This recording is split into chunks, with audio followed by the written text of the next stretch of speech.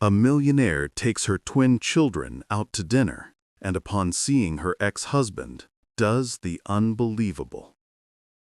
The afternoon sun cast a golden glow through the tall windows of Leisure Dawn, an elegant yet unassuming bistro tucked away in the heart of the city. Inside, the air hummed with soft chatter, the clink of silverware and the gentle strum of a classical guitar. It was a perfect place to celebrate, a quiet milestone, a fresh beginning. Marissa Hale adjusted her silk scarf as she ushered her twin sons, Rowan and Kit, through the entrance. Today marked 1 year since the finalization of her divorce from Adrian, the man who once held her heart, then shattered it with secrets, debts, and addiction. The twins, now 9, had only faint memories of their father. To them, he was more ghost than man, a name spoken in hushed tones, a shadow in old photographs they weren't allowed to touch. Marissa had rebuilt everything. From the ashes of betrayal, she'd risen into a self-made millionaire, launching a successful line of sustainable fashion that championed ethical labor and mental health awareness. But success, she'd learned, wasn't just about wealth. It was about peace. And today, she chose peace. She smiled at the boys, ordering their favorite, grilled cheese with tomato soup, and a crisp white wine for herself. But as she turned toward their table, her breath caught. There, in the far corner, slumped over a chipped mug of water, was Adrian. Time seemed to stop. He looked broken. His once broad shoulders were hunched, his face gaunt, his hands trembling as he tried to steady the glass before him. It slipped from his fingers, shattering on the tile with a sharp, echoing crack.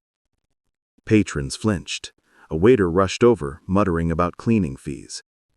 But Marissa moved before she could think. Her heels clicked softly against the floor as she approached him. She knelt beside him, ignoring the stares, and gently placed a hand on his shoulder. Adrian. He looked up, eyes bloodshot, filled with shock and shame. Recognition flickered, then pain. Marissa, I didn't know you'd be here.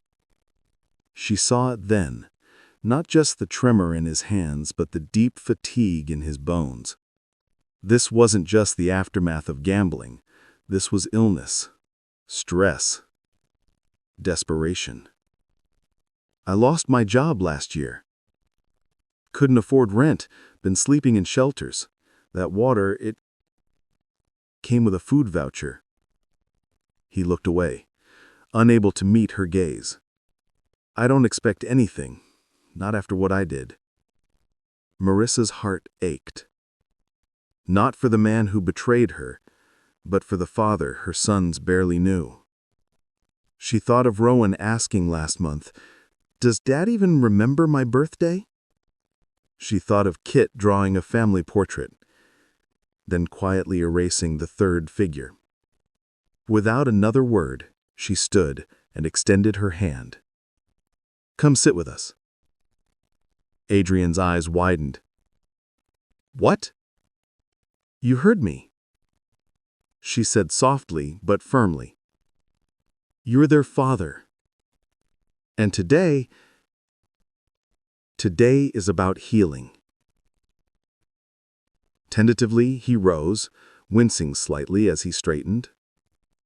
She guided him to their table. The twins stared, confused but curious. "Boys," Marissa said, kneeling between them. "This is your dad." Rowan's eyes widened. Kit reached out instinctively, placing a small hand on Adrian's trembling one. Adrian burst into tears, quiet, heaving sobs that shook his entire frame.